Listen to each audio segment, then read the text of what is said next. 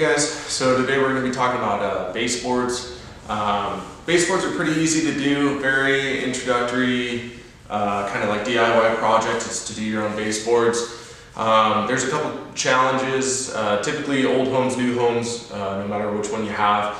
When you go to meet two baseboards up at, let's say, a 90-degree angle, rarely are the walls actually truly straight. This video is just going to talk about some ways to avoid that. We'll go over coping baseboards and the best way to get a clean finish with minimal caulk or wood filler that you have to throw in between to kind of get that perfect angle. Alright. Okay guys, so here's an example of a baseboard, right? So like I was saying before, very rarely, this is a brand new house, are the walls actually straight. So we got our flooring on, we got our luxury vinyl plank on here, and you'll notice this is these are both cut at a 45-degree angle here.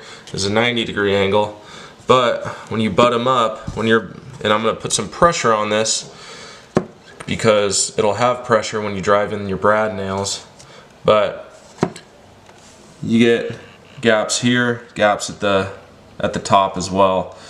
You see it's smaller down here compared to up at the top.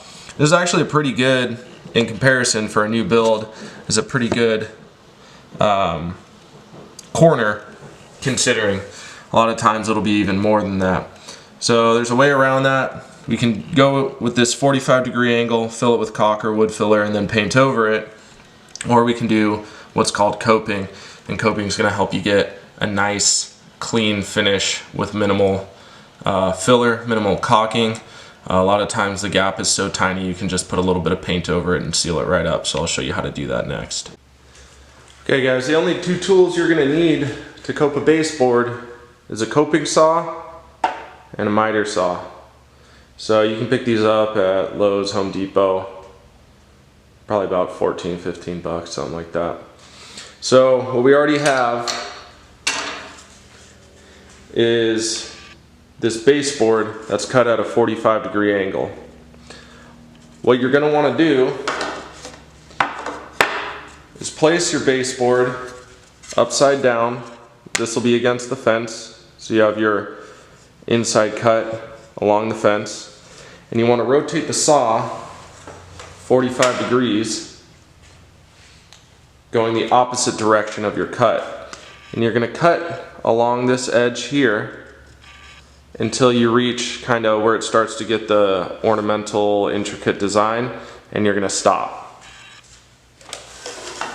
As you can see, I cut all the way up until where it gets to this kind of intricate design here. Now I'm going to take my coping saw, and I'm going to cut the same angle and get it as close to this profile as I can. A lot of times I'll use my miter saw just kind of as a little stand here. And it doesn't have to be perfect, you can follow up with sandpaper. But the 45-degree cut initially is going this way, so I'm going to make my cut going 45 degrees the other way until I meet up with the previous cut. As you can see here, we still have some residual bit left over. You can take sandpaper, you can take a Dremel with a sand bit. You just kind of want to sand that off till it's nice and flush. I prefer a Dremel, it's a little bit quicker and easier.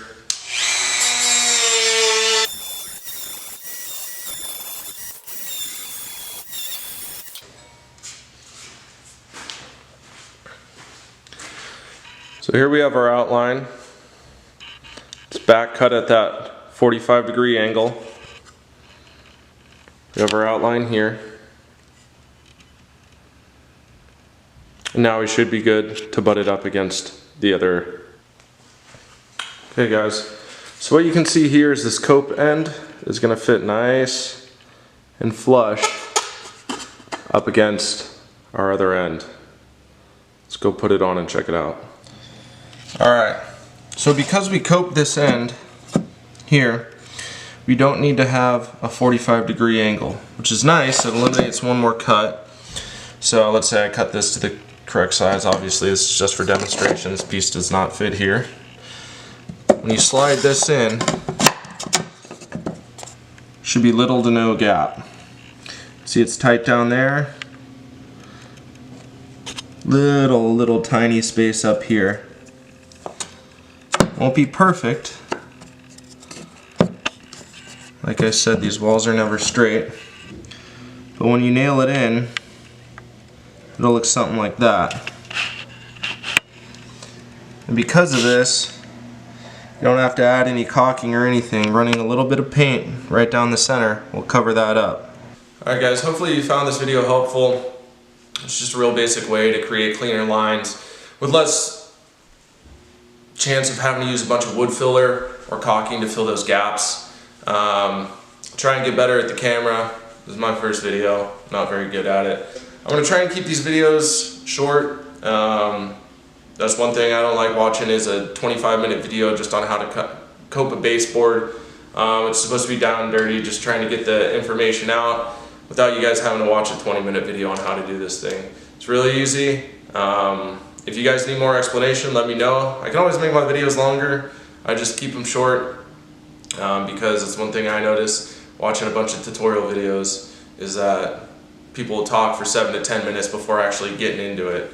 And there's something to be said, yeah, I understand people need to have some information, but we don't need to draw out a 20-minute video just on how to cope a baseboard. So I hope this was easy to understand, easy to follow along, and